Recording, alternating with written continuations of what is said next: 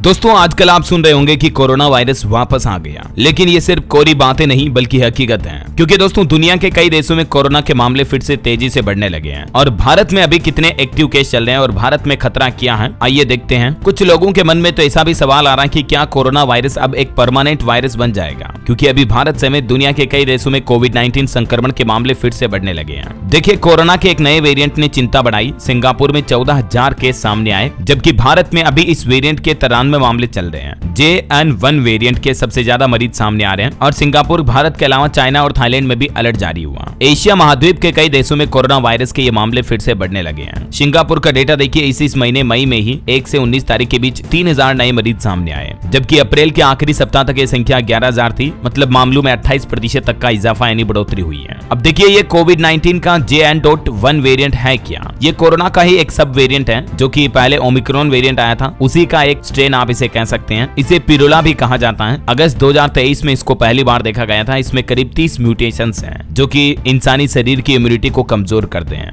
JN1 के लक्षण सामान्य ये हो सकते हैं: सरदर्द होना, बुखार, सूखी खांसी, स्वाद या गंध न आना, आंखों में जलन होना, गले में खराश, नाक बहना बंद होना, थकान, मांसपेशियों में दर्द, दस्त या उल्टी होना। ये सामान्य लक्षण है। अगर इनमें से ज्यादातर लक्षण किसी व्यक्ति में दिख रहे हैं तो तुरंत डॉक्टर से चेकअप करवाएं और कोरोना की जांच करें, क्योंकि दोस्तों अभी कोरोना के बढ़ते केसों ने एक बार फिर से दुनिया भर में चिंता बढ़ा दी है। भारत की बात करें तो पिछले एक सप्ताह में भारत में 164 नए मामले सामने आए हैं और मीडिया रिपोर्ट्स तो ये भी आ रही कि महाराष्ट्र में कोविड-19 से 2 लोगों की मौत का भी दावा किया जा रहा है। और भारत में अभी टोटल एक्टिव केस की बात करें तो 257 टोटल एक्टिव केस चल रहे हैं, जिनमें महाराष्ट्र, केरल और तमिलनाडु राज्य में सबसे ज्यादा सक्रिय मामले हैं। महाराष्ट्र में 56, केरल में 69 और तमिलनाडु में 34 नए मामले सामने आए हैं। और दोस्तों भारत में भी 2 लोगों की मौत की खबरों के बाद अब स्वास्थ्य विभाग भी ज्यादा अलर्ट हुआ और सतर्क हुआ। देखिए, किन लक्षणों को बिल्कुल भी नजरअंदाज ना करें। हल्का बुखार हो या गले में खराश हो, नाक बंद हो जाना, बहना, सिर दर्द, बदन में दर्द, थकान महसूस होना, सूखी खांसी चलना, ये लक्षण बिल्कुल भी नजरअंदाज ना करें। ध्यान रखें, तुरंत डॉक्टर से चेकअप करवाएं। स्वास्थ्य विभाग की तरफ से ये एडवाइजरी जारी की गई है। कुछ सावधानियां भी आपको बरतनी है जो आपको कोरोना से बचा सकती हैं। जैसे भीड़ भाड़ वाली जगहों पर हो सके तो ना जाएं। अस्पताल और सार्वजनिक परिवहन जगहों पर मास्क जरूर लगाएं। साबुन और पानी से बार बार हाथ धोएं। सैनिटाइज का इस्तेमाल करें संक्रमण से बचने के लिए। शादियों, मेलों में या अन्य भीड़ भाड़ वाली जगहों पर फिलहाल बचना ही समझदारी है। इसके अलावा कोरोना का बूस्टर डोज अगर नहीं लगवाया आपने तो वो भी लगवा लें, भूल कर भी उसको ना भूलें। और खास करके जिन लोगों की उम्र 60 साल से ज्यादा है या पहले से आपको कोई बीमारी है, हार्ट की प्रॉब्लम है या ब्लड प्रेशर है, श्वसन संबंधित कोई बीमारी है, तो स्पेशली आपको ज्यादा सतर्क रहना चाहिए। और अपने इम्यून सिस्टम को मजबूत बनाए रखने के लिए अच्छी नींद लें, पौष्टिक आहार लें और डेली योगा को अपनी दिनचर्या में शामिल करें। मतलब योगा करें बाबा रामदेव वाला, समझ गए हो? तो ये तो कुछ बातें हो गई सावधानियों की। और एक बड़ी खबर देखिए, भारत में बिग बॉस फेम एक बॉलीवुड एक्ट्रेस शिल्पा शिरोडकर भी कोरोना पॉजिटिव हुई। उन्होंने खुद सोशल मीडिया पर अपना पोस्ट शेयर करते हुए बात की जानकारी दी और कहा कि अपना ख्याल रखें और मास्क जरूर पहने। ये बिग बॉस 18 में नजर आ चुकी हैं एक्ट्रेस शिल्पा शिरोडकर, जो कोरोना से संक्रमित हुई है। उन्होंने इंस्टाग्राम पोस्ट पर लिखा कि हेलो, मेरा कोरोना टेस्ट पॉजिटिव आया है, तो इनके संपर्क में रहने वाले लोग भी जरा सावधान रहें और मास्क का इस्तेमाल अवश्य करें, ठीक है ना? और बाकी दोस्तों, महाराष्ट्र, मुंबई में भी 2 कोरोना पॉजिटिव की मौत होने की खबर आ रही है। डॉक्टर बोले कि पुरानी बीमारी से गई इनकी जान, लेकिन कहीं न कहीं कोरोना भी इनकी मौत की वजह हो सकता है। अभी स्वास्थ्य मंत्रालय पूरी जांच कर रहा है इस मामले पर, लेकिन सिंगापुर में संक्रमण के 3,000 और नए मामले सामने आ गए इसी बीच, तो ये एक बड़ी चिंता की बात है। हमारे देश के टोटल 11 राज्यों में अभी कोरोना फैला हुआ, जिसमें सबसे ज्यादा खतरा महाराष्ट्र में ही है। तो थोड़ी और डिटेल जानकारी समझते हैं कि आखिर क्या है कोरोना का यह JN.1 वेरिएंट, जिसने सिंगापुर, हांगकांग, चाइना इन देशों में खलबली मचा रखी है और भारत में इसका कितना खतरा है। तो सबसे पहले जैसा कि मैंने आपको बताया, कोरोना का जो नया वेरिएंट है ना, JN.1, ये कोरोना के पिछले ओमिक्रॉन वेरिएंट का एक म्यूटेंट वर्जन है। अब ये कितना खतरनाक है, तो इसको लेकर हेल्थ एक्सपर्ट का कहना है कि अभी जल्दबाजी होगी, ये नहीं कहा जा सकता कि ये कितना खतरनाक हो सकता है। वो तो इसके मामले और ज्यादा वाइड लेवल पर आएंगे, फिर डेथ रेशियो कितना इसका, वो सब जांच के बाद ही पता चलेगा। तो अभी सावधानी ही कुल मिलाकर सुरक्षा है। अधिकारियों का कहना है कि कमजोर इम्यूनिटी वाले लोगों को थोड़ा संभल कर रहने की जरूरत है। भारत के भी स्वास्थ्य मंत्रालय ने हाई लेवल मीटिंग की और राज्य सरकारों को कुछ सलाह भी दी गई। वैसे तो सरकार का कहना है कि कोरोना पर सरकार की पैनी नजर है, लेकिन फिर भी केंद्रीय स्वास्थ्य मंत्रालय ने ये स्पष्ट कर दिया कि सरकार पूरी तरह से सतर्क है और स्थिति पर बारीकी से नजर रखे हुए है। बावजूद इसके मंत्रालय ने सभी राज्यों और संबंधित एजेंसियों को अलर्ट रहने की चेतावनी दी है और किसी भी संभावित स्थिति से निपटने के लिए तैयार रहने के निर्देश भी दिए हैं। अस्पताल, मेडिकल हॉस्पिटल वगैरह इनको भी सतर्क रखा जाए, ताकि अगर कोई इमरजेंसी आती है तो तुरंत पैनिक ना हो लोगों में, सभी व्यवस्थाएं प्रॉपर प्रॉपर मिल सके। और जो मरीज संक्रमण के शिकार है किसी भी तरह के, खास करके श्वसन संबंधित संक्रमण की जिन मरीजों में प्रॉब्लम है, उन पर नजर बनाए रखने के निर्देश भी जारी किए हैं स्वास्थ्य मंत्रालय ने। ठीक है, अभी दुनिया भर में कोरोना की स्थितियों का कुछ आंकड़ा देखिए आप। कोविड-19 के मामलों में 28% तक की बढ़ोतरी हुई इस महीने मई में। हांगकांग में एक साल में सबसे ज्यादा मौतें हुई, 31 मौतें हुई इस सप्ताह। सिंगापुर में अस्पताल में भर्ती होने वाले मरीजों की संख्या 30% तक बढ़ी। स्वास्थ्य विभाग की तैयारी है। हांगकांग, सिंगापुर दोनों शहरों की सरकारी स्थितियों पर नजर रखे हुए हैं और लोगों से टीकाकरण कराने और कोविड-19 के नियम जैसे कि मास्क पहनना, हाथ धोना और सैनिटाइज करना, क्वारंटीन होना, इनका पालन करने की भी अपील की है। सिंगापुर में सरकार ने, स्वास्थ्य मंत्रालय ने एक नया टीकाकरण अभियान भी शुरू किया है और लोगों से बूस्टर डोज लेने का अनुरोध भी किया है। तो वहीं हांगकांग में भी स्वास्थ्य प्राधिकरण ने लोगों से बार-बार टेस्ट करवाने और पॉजिटिव होने पर क्वारंटीन होने का आग्रह किया है। तो ये दुनिया भर में कोरोना की स्थितियों को देखकर आप अंदाजा लगा सकते हैं कि चाइना, हांगकांग, सिंगापुर में भी हालात कितने गंभीर चल रहे हैं। और हैरानी की बात यह कि दोनों ही शहरों में JN.1 वेरिएंट ही अपना कहर बरपा रहा है। दोनों ही शहरों की घनी आबादी भी वायरस के तेजी से फैलने का प्रमुख कारण है और विशेषज्ञों का कहना है कि टीकाकरण या पिछले संक्रमण से मिली प्रतिरक्षा कमजोर होने की वजह से अब ये नई लहर आई है, समझ रहे हो। और एक राहत भरी खबर यह है दोस्तों कि दुनिया के कई देशों में बढ़ते कोरोना संक्रमण के बीच एक नई वैक्सीन को भी मंजूरी मिली है। FDA की तरफ से एक और नई कोरोना वैक्सीन को मंजूरी दी गई है। कुछ शर्तों के साथ इस वैक्सीन को लिया जा सकेगा, उपयोग किया जा सकेगा। 12 से 64 साल तक के लोगों के लिए वैक्सीन है। FDA यानी अमेरिकी खाद्य एवं औषधि प्रशासन की तरफ से कोरोना के बढ़ते जोखिम के बीच ये नई वैक्सीन को मंजूरी मिली है ना। तो ये दोस्तों अभी दुनिया भर में कोरोना का माहौल चल रहा। और वैसे आप मुझे कमेंट करके बताइए कि आप कौन से राज्य में रहते हैं, ताकि मैं आपके राज्य के समाचार भी आपके मोबाइल तक पहुंचा दूंगा। और बाकी इस वीडियो को लाइक और शेयर करना, DLS न्यूज चैनल को सब्सक्राइब करके बेल आइकन जरूर दबा देना, रोजाना ऐसे इन्फॉर्मेटिव जानकारियां, महत्वपूर्ण समाचार देखते रहने के लिए। ओके, ख्याल रखिएगा अपने आप का, अपने परिवार का। मिलेंगे अगले नेक्स्ट अपडेट में, तब तक के लिए जय हिंद, जय भारत, वंदे मातरम।